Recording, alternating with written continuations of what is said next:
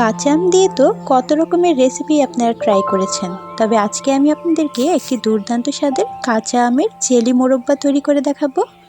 আসসালামু আলাইকুম। দূর দূরান্ত থেকে যে আমার এই ভিডিওটি দেখছেন সবাইকে অসংখ্য ধন্যবাদ।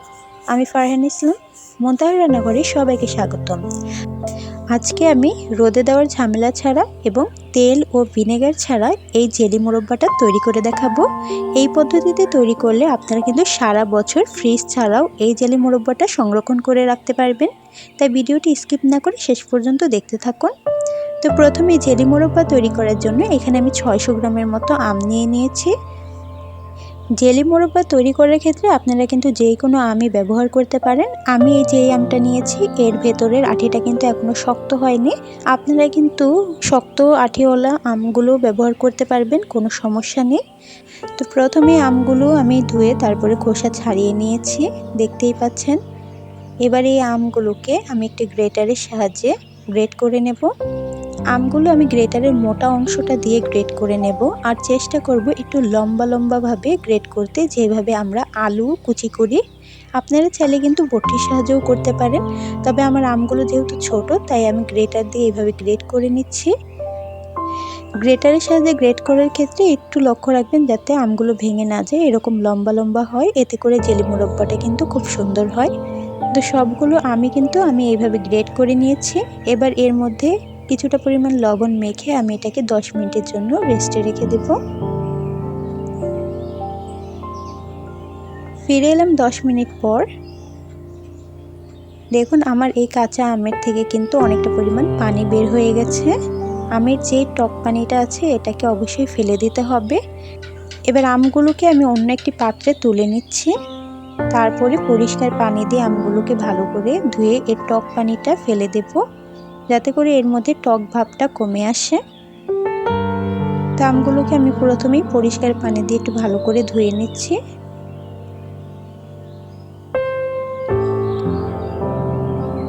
তো আমগুলো ধোয়ার ক্ষেত্রে কিন্তু বেশি চাপ দেওয়া যাবে না, এতে করে কিন্তু আমগুলো ভেঙে যেতে পারে।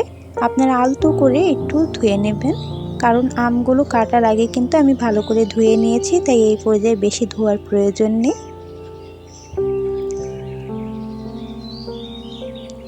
এবার এইখানে আমি একটি ট্রের মধ্যে এইরকম একটা পেপার বসিয়ে দিয়েছি। এখানে যে আমগুলো আমি রেখেছিলাম আমগুলোর পানিটা কিছুটা ঝরিয়ে তারপর আমি পেপারের মধ্যে দিয়ে দিচ্ছি। এই আমগুলোকে আমি 10 মিনিটের মতো রোদ্রে দিয়ে তারপরে এর পানিটা শুকিয়ে নেব। আপনারা চাইলে কিন্তু ফ্যানের সাহায্যেও করতে পারেন, তবে সেক্ষেত্রে আপনাদের সময়টা একটু বেশি লাগতে পারে। আপনাদের এই আমের মধ্যে যাতে কোনো প্রকার পানি না থাকে সেটা লক্ষ্য রাখতে হবে। জেলি মোরব্বা তৈরি করার ক্ষেত্রে আমের ভিতরে কিন্তু কোনো প্রকারই পানি থাকা যাবে না। এবার আমি এই আমগুলোকে রোদ্রে দিয়ে দিব 10 মিনিটের জন্য। ফিরে এলাম 10 মিনিট পর। দেখুন আমার আমগুলো কিন্তু সম্পূর্ণ শুকিয়ে গেছে। আপনারা চাইলে কিন্তু ফ্যানের নিচে রেখে টিস্যু পেপার দিয়ে চেপে চেপেও এই আমের পানিটা মুছে নিতে পারেন। এবার আমি মোরব্বা তৈরিতে চলে যাচ্ছি। তো এর জন্য একটি কড়াইয়ের মধ্যে আমি মেজারমেন্ট কাপের হাফ কাপ পরিমাণ চিনি দিয়ে দিচ্ছি। মোরব্বার ক্ষেত্রে মিষ্টির পরিমাণটা আপনারা আপনাদের পছন্দ অনুযায়ী দিবেন। এবার এখানে আমি হাফ কাপ চিনির জন্য হাফ কাপ পানি দিয়ে দিলাম। এবার চিনিটা যতক্ষণ না গলে যাচ্ছে আমি একটু জাল করে নেব।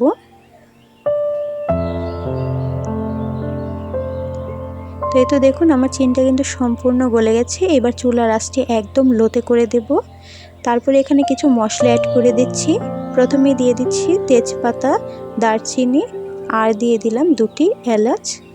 এতে করে কিন্তু মোরব্বার মধ্যে খুব সুন্দর একটা ফ্লেভার আসবে। এবার যে আমগুলো আমি শুকিয়ে রেখেছিলাম ওইগুলো দিয়ে দিচ্ছি।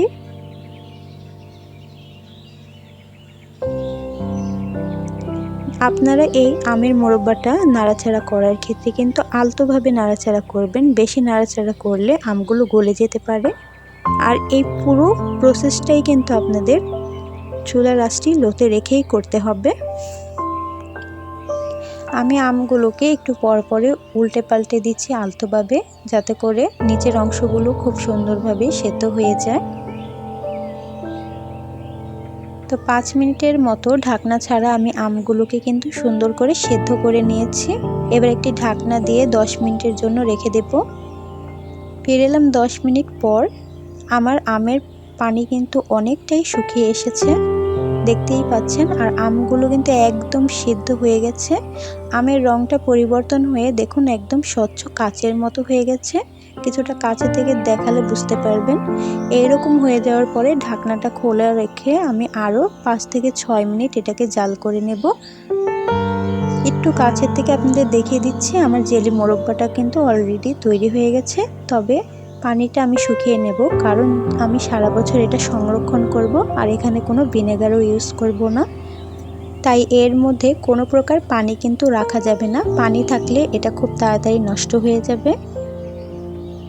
তা আমি এই চিনি শিরাটাকে কিন্তু একদম ঘন করে ফেলেছি। আপনাদের যদি একটু তুলে দেখাই যে শিরাটা কেমন হয়েছে, হাতের মধ্যে নিলে দেখবেন এরকম আঠালো একটা ভাব আসছে, দেখতেই পাচ্ছেন। এইরকম হওয়ার পরে আমি 2 মিনিট চুলাতে রেখে তারপরে চুলাটা অফ করে দেব। আর এই জেলি মোরব্বাটাকে চুলার উপরেই আমি 5 মিনিট রেখে দেব। এতে করে চিনির যে শিরাটা আছে এটা আমের মধ্যে গিয়ে খুব সুন্দর একটা আঠালো ভাব তৈরি করবে আর খেতেও খুব ভালো লাগবে। তো আমি এবার কিছুটা আপনাদের একটি প্লেটের মধ্যে নামিয়ে দেখিয়ে দিচ্ছি যে মোরব্বাটা দেখুন কতটা সুন্দর হয়েছে।